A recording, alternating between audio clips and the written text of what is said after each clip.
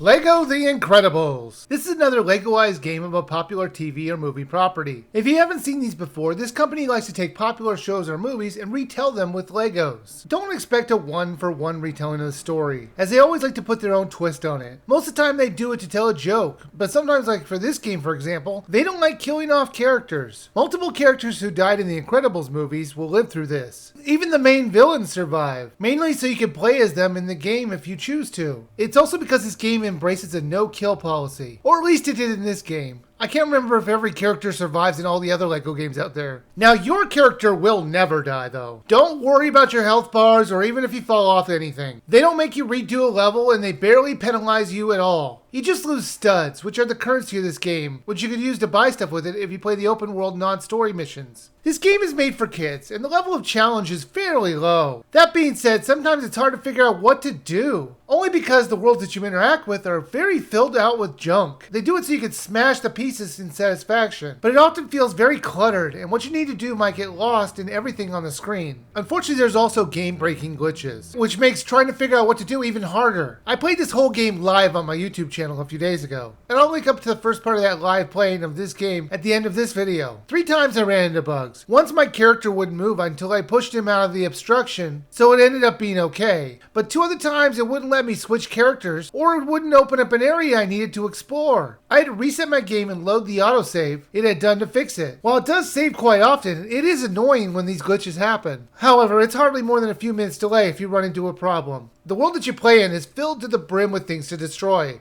Some of these bricks can be used to make new things to help you get through the levels. It was often not clear which items need to be broken to reassemble new things, so I tended to break everything to try and figure out the puzzle of the area. The character that you play as has different powers. They will change up the characters quite often in the story, so you're going to need to adjust for the different characters' powers. They give you 2 to 3 people to play with at a time, and you can easily just switch to them with a push of a button. Each of the characters have different powers. For example, Bob is strong and destroys things faster, and can pick heavy things up. Helen can stretch and make bridges for the other characters to walk on. Dash can run fast, and Violet can turn invisible and create force fields around herself and another character. That's just a few of the examples. Some of the characters shoot out fire, or create portals for people to go through. After you finish a level, you can go in with different characters, and you can use the powers you didn't have before to find an unlockable you may have missed the first time around. Now, this game has both movies recreated here. Now, here's the odd part. It starts off with the second movie. Why is it doing this? Storyline-wise, it would have made way more sense to start with the original movie than transition it into the second. The game starts out with the ending of the original movie, so everything was set up perfectly. So it makes no sense other than they thought that the second game's content was better made. And if that's it, I would agree. The second movie's retelling was better in my opinion. The first movie has scenes recreated like where you had to save people in a burning building.